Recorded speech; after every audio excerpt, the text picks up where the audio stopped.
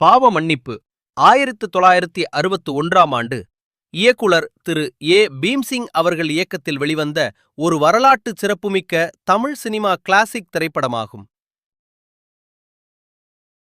மனிதநேயம், மத நல்லிணக்கம் மற்றும் சாதி வெறிக்கு எதிரான வலுவான கருத்தை இத்திரைப்படம் பேசுகிறது.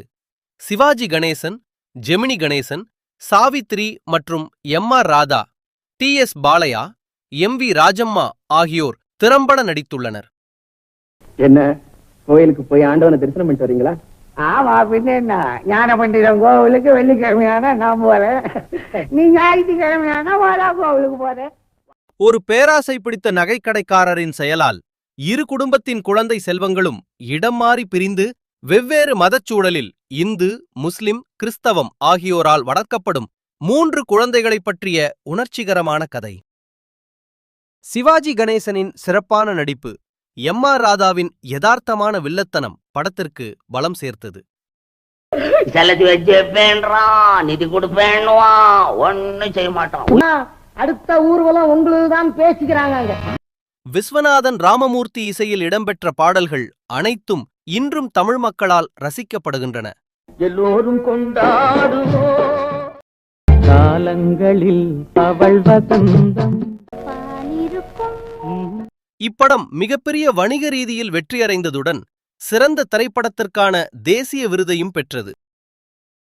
காலங்களை கடந்தும் சமூகத்திற்கு தேவையான மத நல்லிணக்க செய்தியைச் சொல்லும் மிகச்சிறந்த குடும்ப திரைப்படம்.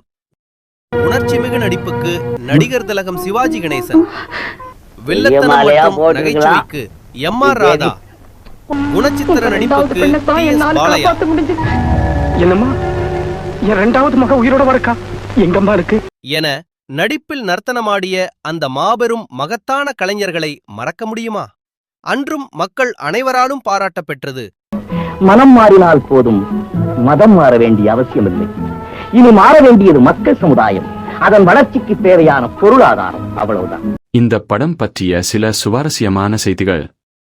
முதலில் சந்திரபாபுவை கதாநாயகனாக கொண்டு படம் எடுக்க திட்டமிட்ட படக்குழுவினர் பின்னர் ராமு மற்றும் ரஹீம் கதாபாத்திரத்தில் நடிக்க சிவாஜி கணேசனே பொருத்தமானவர் என முடிவெடுத்த இயக்குனர் பீம்சிங்கின் முடிவை அனைவரும் ஏற்றுக்கொண்டார். திரைக்கதையால் ஈர்க்கப்பட்ட கணேசன் அந்த பாத்திரத்தை ஏற்க மகிழ்ச்சியுடன் ஒப்புக்கொண்டார். ரஹீமின் காதலி மேரி கதாபாத்திரத்தில் நடிக்க தேவிகா தேர்ந்தெடுக்கப்பட்டார். அதற்காக அவர் ரூபாய் 4500 சம்பளமாக ஏற்றுக்கொண்டார். ராதா வைர வியாபாரி ஆளவந்தரின் மனைவி மரகதம் பாத்திரம் முதலில் கண்ணம்பாவிற்கு வழங்கப்பட்டது.